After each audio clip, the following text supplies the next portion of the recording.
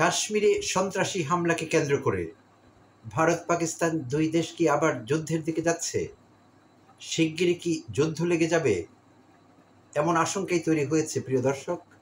গত 22 এপ্রিল মঙ্গলবার কাশ্মীরের অনন্তনগরের পাহেলগাম এলাকায় যে সন্ত্রাসী হামলা হলো, আর যেই হামলায় 26 জন ট্যুরিস্ট, ভারতের বিভিন্ন অংশ থেকে আসা তারা, সেখানে 26 জন ট্যুরিস্ট মারা গেলেন এবং 20 জনের বেশি মানুষ আহত হলেন।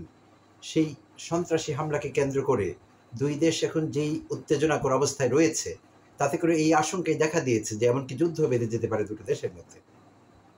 তো প্রিয় দর্শক, দেশ দুটো কিন্তু পারমাণবিক শক্তিধর, আর তাই এই দুই দেশের ইস্যুকে কেন্দ্র করে, কাশ্মীর ইস্যুকে কেন্দ্র করে আন্তর্জাতিক বিশ্ব কিন্তু নড়ে চড়ে বসেছে এবং আন্তর্জাতিক বিশ্ব একটি টেনশন তৈরি হয়েছে, যে কারণে ইতিমধ্যে যুক্তরাষ্ট্র, জাতিসংঘ, এমনকি ইরান দুপক্ষকে শান্ত থাকবার আহ্বান জানিয়েছে। এমনকি ইরান দুপক্ষের মধ্যে মধ্যস্থতা করবার প্রস্তাব দিয়েছে যে তারা পরিস্থিতি নিয়ন্ত্রণে আনবার জন্যে, যুদ্ধ পরিস্থিতি এড়াবার জন্য ভারত এবং পাকিস্তানের মধ্যে মধ্যস্থতা করতে রাজি আছে ইরান, তারা যদি চায়।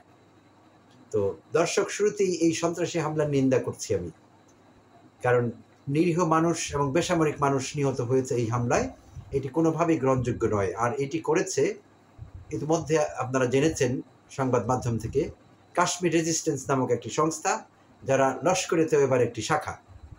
আর এরা নানা রকম সন্ত্রাসী কার্যকলাপ বিভিন্ন জায়গায় চালিয়ে থাকে। তো হ্যাঁ, আমরা যারা কাশ্মীর সিম্প্যাথাইজার আছি, আমরা যারা চাচ্ছি যে, আমরা জানি অনেকদিন থেকে ভারত কাশ্মীরে মানবাধিকার লঙ্ঘন করে চলছে, তাদের স্বায়ত্ত শাসন উঠিয়ে নিয়েছে। অনেক বছর থেকে, দশকের পর দশক ধরে ভারত কাশ্মীরের জনতার উপর খড়গহস্ত হয়েছে, তাদের মানবাধিকার ভুলুণ্ঠিত হয়েছে, ভারতের সেনাবাহিনী সেখানে হত্যাযজ্ঞ চালিয়েছে, অনেক কিছু হয়েছে গত কয়েক দশকে। তাই আমরা সবাই আসলে সত্যি বলতে গেলে, আমরা যারা মানবতার পক্ষে কথা বলতে চাই, সব মানুষকে ধর্ম বর্ণ নির্বিশেষে কাশ্মীরে যা চলছিল, কাশ্মীরের মুসলমানদের উপর বিশেষভাবে যা চলছে, সেটাকে নিন্দাই জানাতে হয় এবং অবশ্যই আমরা সিম্প্যাথাইজার এই কষ্টে। তারপরও আমি বলছি, এই লস্করে তৈয়বার শাখা কাশ্মীর রেজিস্ট্যান্স যে হামলা চালিয়েছে মঙ্গলবার দিন 22 এপ্রিল, এটি কোনো অবস্থায় গ্রহণযোগ্য না, এটি আমরা সমর্থন করতে পারি না। তাই শুরুতেই আমি নিন্দা জ্ঞাপন করছি, তাদের এই হামলা আমরা পছন্দ করছি না এবং এইটি খারাপের চাইতে খারাপই করবে পরিস্থিতি, ভালো কিছু করবে না এবং কাশ্মীরি মুসলমানদের কোনো উপকারিতাতে হবে না, বরং তাদের উপর দমন পীড়ন আরও বেড়ে গিয়েছে এখন।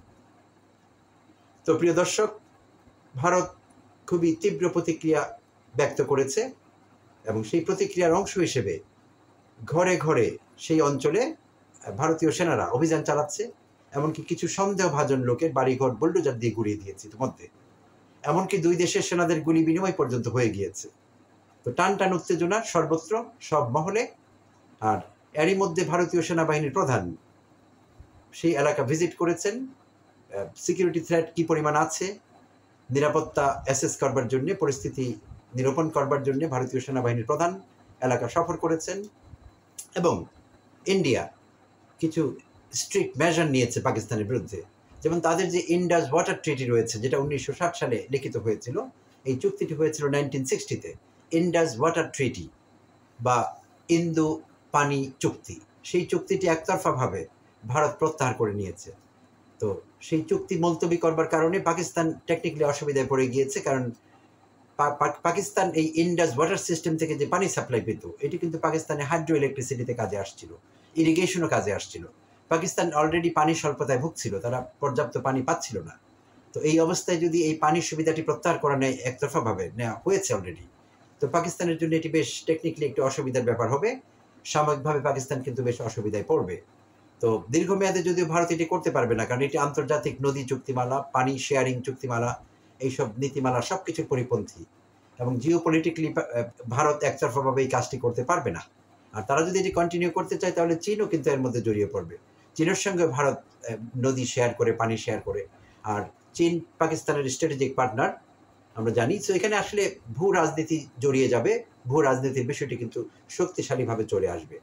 সো এই পরিস্থিতি এখন কোন দিকে যায়, এটি দেখবার বিষয়। তো যা হচ্ছে সেটি খুব একটা ভালো কিছু হচ্ছে আমরা আসলে বুঝতে পারছি না। এটা আতঙ্কের একটি ব্যাপার হয়েছে এবং যে কোনো মুহূর্তে, এমনকি ভারতের যে অভ্যন্তরীণ চাপ তৈরি হয়েছে মোদী সরকারের উপর, বিশেষভাবে বিজেপি ঘরানার লোকেরা চাপ দিচ্ছে মোদীকে মোদী সরকারকে যে মিলিটারি অ্যাকশন নিতে হবে পাকিস্তানের বিরুদ্ধে। তো যদিও পাকিস্তান একেবারে ডাউন রাইট অস্বীকার করেছে, তারা ডিনাই করেছে তাদের বিরুদ্ধে যে কমপ্লেন, যে সরকারের এতে কোনো হাত নেই, আমরা এটার সঙ্গে জড়িত না, আমরা দায়ী না, এবং পারলে তোমরা প্রমাণ করো। পাকিস্তানের পররাষ্ট্রমন্ত্রী জনাব ইসাক কিন্তু অলরেডি আহ্বান জানিয়েছেন ইন্ডিয়ান অ্যাডমিনিস্ট্রেশনকে, মোদী সরকারকে, তারা যাতে প্রমাণ করে যে পাকিস্তান সরকারিভাবে মিলিটারিলি এই বিষয়টির সঙ্গে জড়িত। সো তারা ডাউন রাইট প্রত্যাখ্যান করেছে। তো এখন তারপরেও ভারতের অভ্যন্তর থেকে এবং রাজনৈতিক কারণে এটি অবশ্যই আমি বলবো দাবি উঠেছে যাতে পাকিস্তানের উপর মিলিটারি অ্যাটাক করা হয় সরকারিভাবে। তো মোদি হয়তো বা এমন একটি সিদ্ধান্ত নিতে পারেন, আর মোদি এটি নেবেন বিশেষ কারণে, সেই কারণটি আমাদের জানা আছে। 2026 সালের নির্বাচন সামনে আছে, আর মোদির জন্য এটি একটি অত্যন্ত মূল্যবান কার্ড হতে পারে এই কাশ্মীরের হামলা ইস্যুটি। আর এই জন্যে মোদি স্বল্প পরিসরে হলেও পাকিস্তানের উপর মিলিটারি অ্যাটাক করবে না এটা আমরা বলতে পারছি না, এই সম্ভাবনা মোটেই উড়িয়ে দেওয়া যায় না। সো তাই টান টান উত্তেজনাই থাকবে আগামী বেশ কয়েকদিন। তো আমরা অপেক্ষা করছি দেখবার জন্য পরিস্থিতি কোন দিকে গড়ায় এবং আন্তর্জাতিক বিশ্ব এখানে কি ভূমিকা রাখে। ইরান অলরেডি মধ্যস্থতার প্রস্তাব দিয়েছে, জাতিসংঘ এগিয়ে এসেছে। আমরা আশা করব পরিস্থিতি খারাপের দিকে না যায়, এটি সবার জন্যই ভালো, বিশ্ব শান্তি রক্ষার জন্য আসলে এইটি কাম্য। তো আমরা অপেক্ষা করছি দেখবার জন্য প্রিয় দর্শক।